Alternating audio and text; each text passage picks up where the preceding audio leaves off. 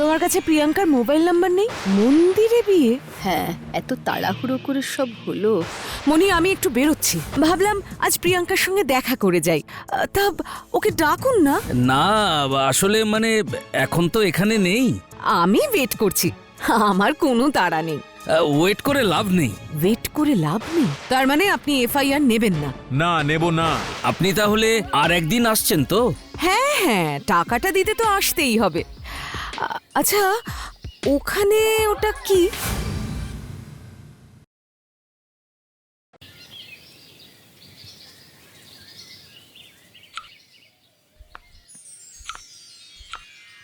মনি, কি হলো, খাবে না?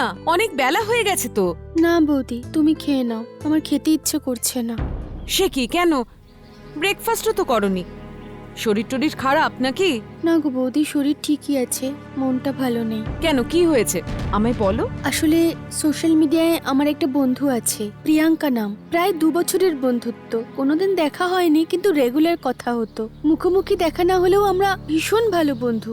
সামনের মাসে বিয়ে হওয়ার কথা, ভীষণ এক্সাইটেড ছিল। শপিং করে জিনিসপত্রের ছবিও দেখাতো, কিন্তু লাস্ট 1 সপ্তাহ ধরে কোনো কথা হচ্ছে না। কথা হচ্ছে না মানে? আমি মেসেজ করছি, কোনো মেসেজের রিপ্লাই তো দূরের কথা, পড়েও দিচ্ছে না। দেখো, হয়তো বিয়েটি নিয়ে ব্যস্ত আছে হয়তো। না না বৌদি, তুমি বুঝতে পারছো না। প্রিয়াঙ্কা এমন একটা মেয়ে যে একটা সেফটি পিনের পাতা কিনলেও সোশ্যাল মিডিয়ায় আপলোড করে। সে ব্যস্ততার জন্য সোশ্যাল মিডিয়ায় আসবে না, সেটা হতেই পারে না। আর তাছাড়া ওকে তো অনলাইনও দেখাচ্ছে, তবুও রিপ্লাই করছে না। ও মা, সত্যি তো অদ্ভুত ব্যাপার। আচ্ছা, একটা কাজ করি, চলো আগে আমরা দুজনে মিলে খেয়ে নিই, তারপর দুজনে বসে ব্যাপারটা আরেকটু খতিয়ে দেখছি, ঠিক আছে? ওকে। তোমার কাছে প্রিয়াঙ্কার মোবাইল নাম্বার নেই? না বৌদি, ফোন নাম্বার তো নেই। আমাদের বেশিরভাগ চ্যাটেই কথা হতো, আর মাঝে মাঝে ভিডিও কলও হতো। কিন্তু ও এরকম অকারণে চুপ করে যাবার মেয়ে নয় বৌদি। আমার খুব চিন্তা হচ্ছে জানো। আচ্ছা, ওর বাড়ির লোকেদের কথা কিছু জানো? তাদের সম্পর্কে কখনো কিছু বলেছে? ও বাবা মায়ের একটাই মেয়ে, তবে খুব ছোটবেলাতেই বাবা মারা গিয়েছে বলে মায়ের কাছে মানুষ। তবে ওর মায়ের কন্ট্যাক্ট নাম্বারও আমার কাছে নেই। আচ্ছা, ওর মায়ের কি সোশ্যাল মিডিয়ায় কোনো অ্যাকাউন্ট আছে? আছে, কই দেখি।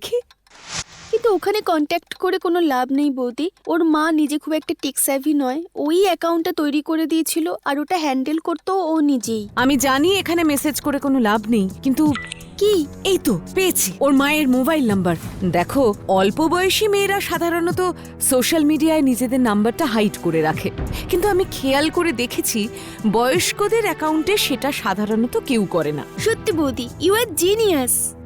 ঠিক আছে ঠিক আছে, আগে ফোনটা করে দেখো। বৌদি, তুমি কি বিকেলে ফাঁকা আছো? হ্যাঁ, কেন গো? আসলে প্রিয়াঙ্কার মায়ের সাথে কথা হলো।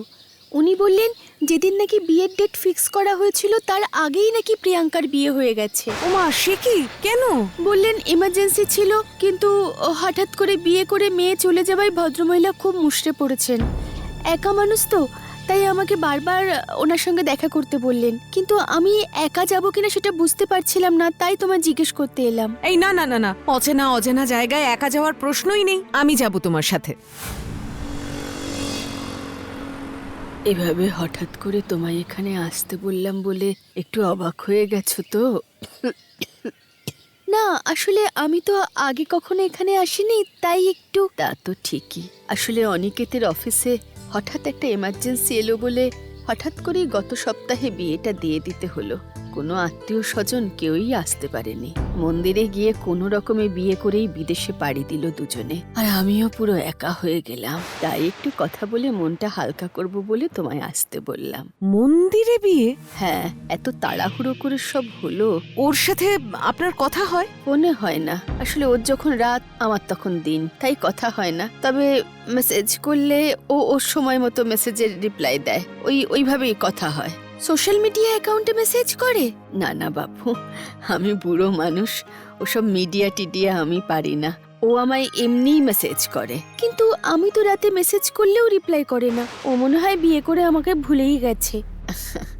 আচ্ছা আচ্ছা, মন খারাপ করতে হবে না, আমি ওকে মেসেজ করে তোমার সাথে কথা বলতে বলে দেব। আচ্ছা মাসিমা, অনিকেত কোন অফিসে কাজ করে? নিশ্চয়ই খুব বড় অফিস। হ্যাঁ গো, খুব বড় চাকরি করে, বিদেশেই থাকে। কোম্পানির নামটা ঠিক মনে পড়ছে না। দাঁড়াও, ওর কোম্পানির একটা কার্ড আমার কাছে আছে, দিচ্ছি। প্রিয়াঙ্কার বডি ডিটেলস দিয়ে কি হবে বৌদি? কোনো গন্ডগোল আছে নাকি? পরে বলছি। ওমা, এ তো সত্যিই খুব বড় কোম্পানি মাসিমা। শুধু চাকরি নয় গো মা, নিজের জামাই বলে বলছি না, ছেলেটা সত্যি খুব ভালো। বাপ মা মরা ছেলে তো, আমাকে নিজের মায়ের মতোই ভালোবাসে। আমার মেয়ে ফোন না করলে কি হবে, ও কিন্তু 2-1 দিন বাদে বাদেই আমায় ফোন করে। ওরা এলে পরে তোমাদের সাথে আলাপ করিয়ে দেবো।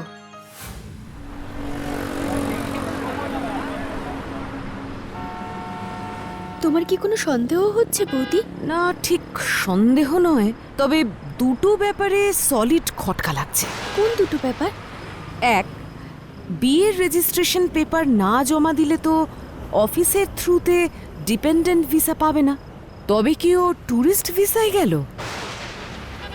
কিন্তু সাধারণত এটা কেউ করে না। প্রয়োজনে ওয়াইফ পরে একাই যায়। তাহলে ওদের এত তাড়া কিসের ছিল? আর সেকেন্ড খটকাটা কি? আর সেকেন্ড খটকাটা যে কি সেটা স্পেসিফিক্যালি আমিও বলতে পারবো না, কিন্তু আজ এন্টায়ার কনভারসেশনের মধ্যে কোনো একটা এমন ইনফরমেশন আমি পেয়েছি যেটা একটু অ্যাবনর্মাল, কিন্তু সেটা ঠিক কি সেটা আমি রেজিস্টার করতে পারছি না। তাহলে এবার আমরা কি করব? প্রিয়াঙ্কার মাকে জানাবো? না না, যতক্ষণ না কোনো কংক্রিট কিছু জানতে পারছি ততদিন ওকে কিচ্ছু জানানোর দরকার নেই। এমনিতেই ভদ্রমহিলা একা আছেন, আর তার উপরে ইমোশনালি ফিজিক্যালি সব দিক থেকেই এখন উইকও আছেন। আরেকটু দেখে নি। তবে তুমি আজ রাতেই ওকে মেসেজ করবে।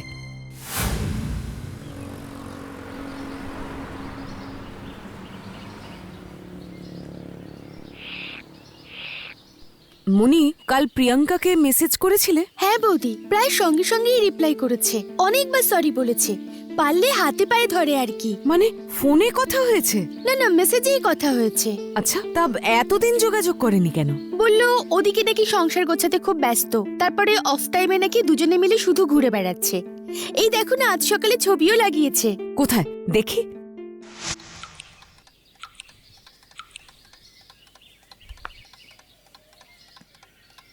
আচ্ছা মনি, তুমি ওকে ভিডিও কল করতে বলো তো। কেন বৌদি, কি হলো? ওখানে তো এখন অনেক রাত। তবুও এখনো ওকে অনলাইনই দেখাচ্ছে।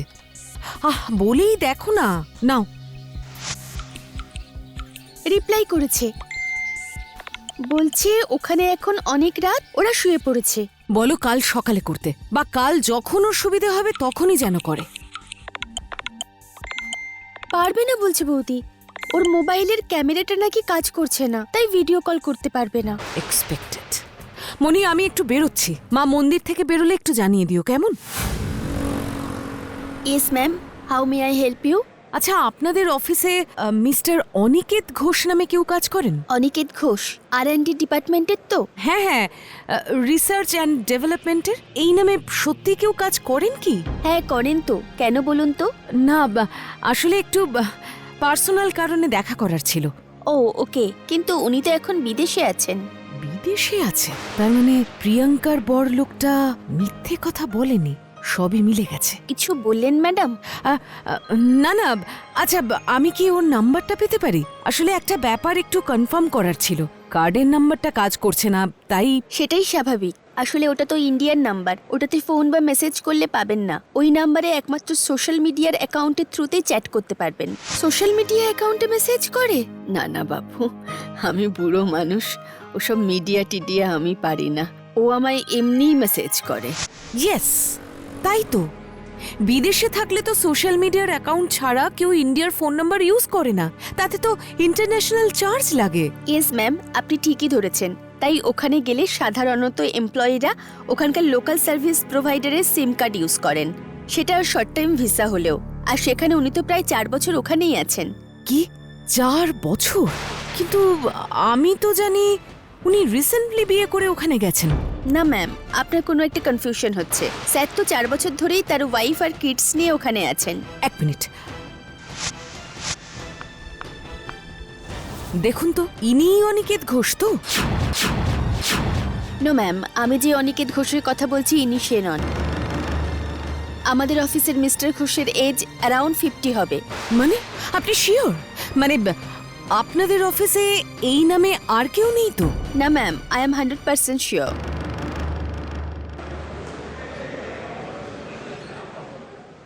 সবই তো বুঝলাম, কিন্তু মিসেস সেন এখানে পুলিশ কি করবে আমি তো তা বুঝতে পারছি না। মানে একটা মেয়েকে মিথ্যে কথা বলে একটা ছেলে বিয়ে করেছে, এটা এটা প্রতারণা নয়? অবশ্যই প্রতারণা, কিন্তু তার জন্য অভিযোগটা তো তার স্ত্রী বা তার বাড়ির লোকেদের করতে হবে।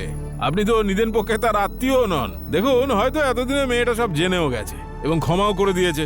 ম্যাডাম, প্রেমে টেমে মানুষ অমন একটু আধটু মিথ্যে কথা বলেই থাকে। আপনি বুঝতে পারছেন না স্যার, মেয়েটা ক্ষমা করে দিয়েছে কিনা সেটা তো আমরা জানিই না।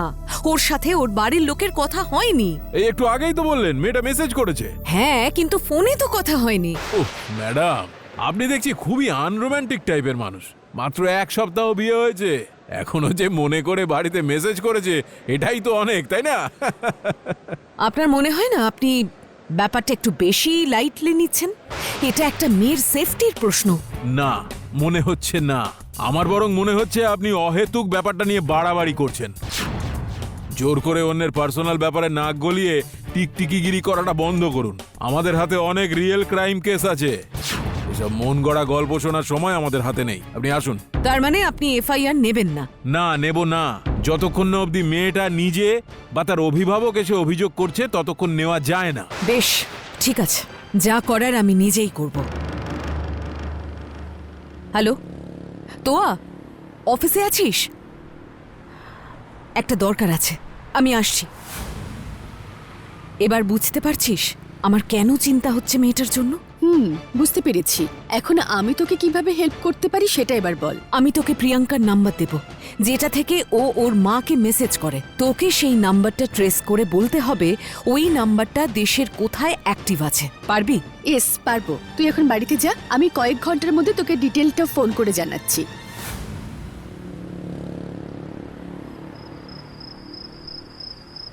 সবটা শুনে তো আমার হাত পা ঠান্ডা হয়ে আসছে বৌদি। এবার তুমি কি করবে? জানি না মনি, সেটা ডিপেন্ড করছে তোয়া কি খবর দেয় তার উপর। যদি কলকাতার কোনো জায়গায় নাম্বারটা অ্যাক্টিভেট থাকে তাহলে আমি নিজেই এক চক্কর মেরে দেখে আসব। কিন্তু যদি জায়গাটা রাজ্যের বাইরে হয় তাহলে হয়তো প্রিয়াঙ্কার মাকে জানাতে হবে। দেখি ও কি। এই তো তোয়া ফোন করছে, 1 মিনিট। হ্যাঁ তোয়া, বল। খবর পেয়েছি নাম্বারটা এই শহরেই আছে, যদিও বেশিরভাগ সময় সুইচড অফ থাকে। এই শহরে? কোথায়? রঘুরামপুর। রঘুরামপুর? গ্রেট। ডিটেলস তোকে মেসেজ করে দিচ্ছি, তবে এক্স্যাক্ট বাড়ির অ্যাড্রেস পাওয়া যাচ্ছে না। কাছাকাছি লোকেশনের অ্যাড্রেস দিচ্ছি, তবে তুই কিন্তু একা যাবি না, আমি যাব তোর সাথে। না না, তার কোনো দরকার নেই। তুই অনেক হেল্প করেছিস। একসাথে বেশি লোক গেলে অনিকেতের সন্দেহ হতে পারে। কিন্তু মালিনী, তোর সন্দেহ যদি ঠিক হয় তাহলে ওই অনিকেত ছেলেটা কিন্তু তোর কোনো ক্ষতি করতে পারে। তুই চিন্তা করিস না তোয়া, রঘুরামপুর রাজেশদার থানার এলাকা। কোনো গন্ডগোল দেখলে আমি রাজেশদাকেই কল করব। ওই অনিকেত ঘোষ আমার কোনো ক্ষতি করতে পারবে না। তোদের দ্বারা হয় না, দেখ এবার আমি লালটা ফেলবো। ওই চুপ কর, শুধু বড় বড় কথা। ভাই শুনছেন? হ্যাঁ বলুন। বলছি, এখানে অনিকেত ঘোষের বাড়িটা কোথায় বলতে পারেন? অনিকেত ঘোষ? না, এ নামে তো কাউকে চিনি না। এই তুই চিনিস? না না, এ নামে এ পাড়ায় কেউ থাকে না বৌদি। কি না? আচ্ছা 1 মিনিট, এই ছবিটা দেখুন তো। ও, এ তো বাবলুদা। এই বাবলুদার ভালো নাম অনিকেত ঘোষ নাকি রে? না তো, বাবলুদার তো টাইটেল দে। আচ্ছা, আমায় একটু ওই বাড়িটা দেখিয়ে দিতে পারবেন? হ্যাঁ বিধান, যা না বাড়িটা দেখিয়ে দিয়ে।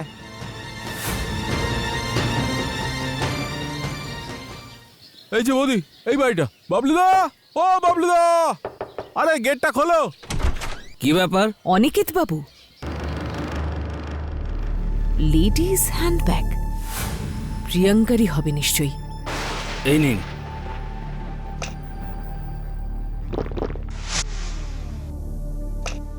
আসলে আমি প্রিয়াঙ্কার সিনিয়র ছিলাম। ও আমায় বড় দিদির মতন ভালোবাসে, কিন্তু ও আপনাকে আমার কথা বলেনি ভেবে ভীষণ অবাক লাগছে।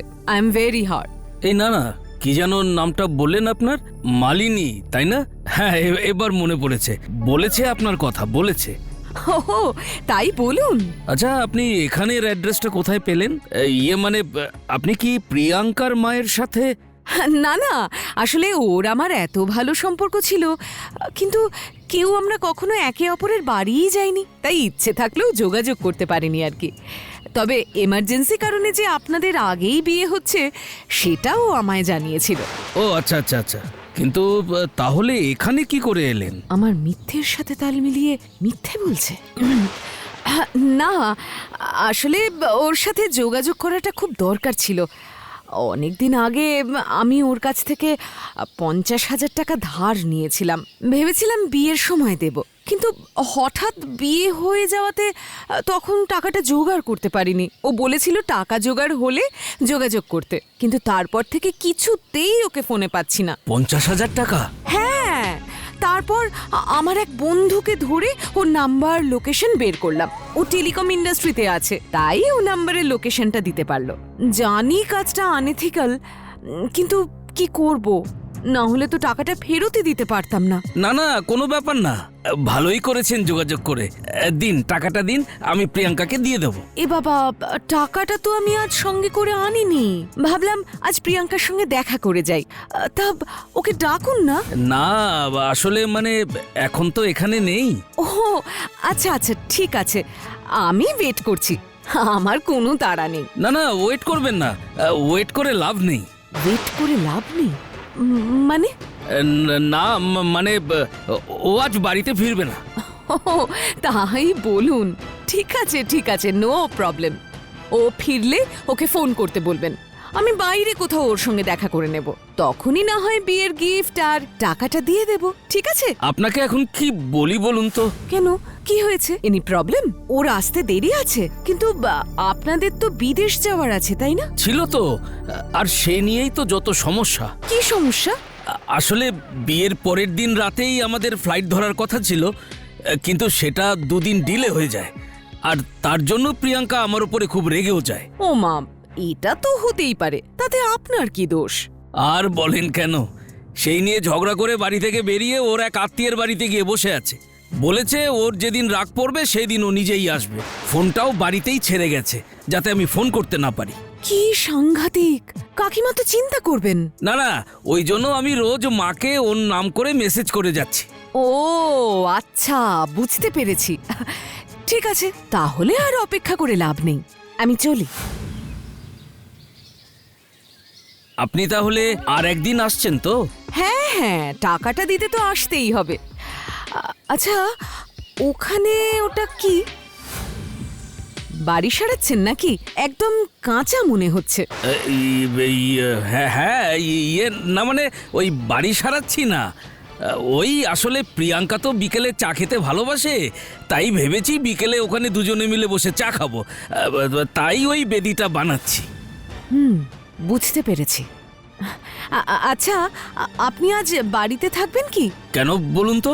না, ভাবছিলাম টাকাটা না আমি আজই দিয়ে যাই। প্রিয়াঙ্কার সাথে দেখা হওয়ার চান্স আর নেই মনে হচ্ছে, তাই এই ধারের বোঝা রেখে কোনো লাভ নেই, আপনাকেই না হয় শোধ করে দিই। হ্যাঁ হ্যাঁ, নিশ্চয়ই নিশ্চয়ই থাকবো, আসুন না আসুন না, কোনো চাপ নেই। বেশ বেশ, ঠিক আছে। হ্যালো রাজেশ দা, আপনাকে যে লোকটার কথা বলেছিলাম তার সাথে দেখা হয়েছে। না না, সন্দেহ করেনি, তবে আমার মনে হয় না প্রিয়াঙ্কাকে আর আমরা ফিরে পাবো। হ্যাঁ হ্যাঁ, পাঠান, আমি ওয়েট করছি। হ্যাঁ, আমি এক্ষুনি আমার কারেন্ট লোকেশনটা আপনাকে পাঠাচ্ছি। আপনি এত তাড়াতাড়ি চলে আসবেন ভাবতে পারিনি। দিন, টাকাটা দিন। দেব, কিন্তু আপনাকে নয়, দিলে প্রিয়াঙ্কার হাতেই দেব। মানে আপনাকে বললাম না ও বাড়িতে নেই। সে বাড়িতে আছে কি নেই সেটা না হয় আমি নিজেই খুঁজে বের করব। ইন্সপেক্টর, ভিতরে আসুন। এ কি, পুলিশ? পুলিশ কেন? আপনার হারিয়ে যাওয়া স্ত্রীকে খুঁজতে এসেছে। আপনারা প্লিজ ওই বেদিটা খুঁড়ে দেখুন। এ কি, এটা আপনারা করতে পারেন না। এই বেদিটা আমি আমার স্ত্রীর জন্য বানিয়েছি। কেন বানিয়েছেন? যে স্ত্রী 4-5 দিন যাবৎ বাড়িতে নেই তাকে বাড়িতে না ফিরিয়ে এনে আপনি বেদি বানাচ্ছেন, তাও যখন কদিনের মধ্যেই বিদেশে পাড়ি দিচ্ছেন। সব মিথ্যে। আপনি আসলে আপনার স্ত্রীকে খুন করে এখানে পুঁতে দিয়েছেন। খুঁড়ুন আপনারা।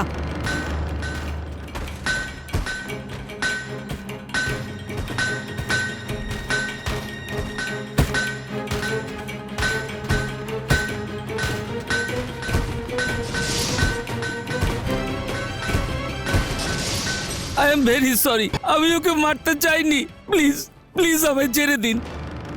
তাহলে কি চেয়েছিলেন? ভেবেছিলাম বিয়ের গয়নাগাটি হাতিয়ে কদিন ওর সাথে কাটিয়ে পালিয়ে যাব, কিন্তু ও আমার প্ল্যানটা বুঝতে পেরে গিয়েছিল। ওকে না মারলে আমি ফেসে যেতাম, তাই বাধ্য হয়ে আমি এটা করেছি। আমায় ছেড়ে দিন, আমায় ক্ষমা করে দিন। আপনি হয়তো জানেন না যে পারফেক্ট ক্রাইম বলে কিচ্ছু হয় না। ধরা আপনি ঠিকই পড়তেন। Inspector, please arrest him. এর জন্য আর কোনো মেয়েকে যাতে এভাবে মায়ের কোল খালি করে চলে যেতে না হয়। নিয়ে যান ওকে। মালিনী বৌদির এইরকম সব ইন্টারেস্টিং গল্প পেতে সাবস্ক্রাইব করুন অ্যানিম্যাট্রিক্স ডিজিটাল।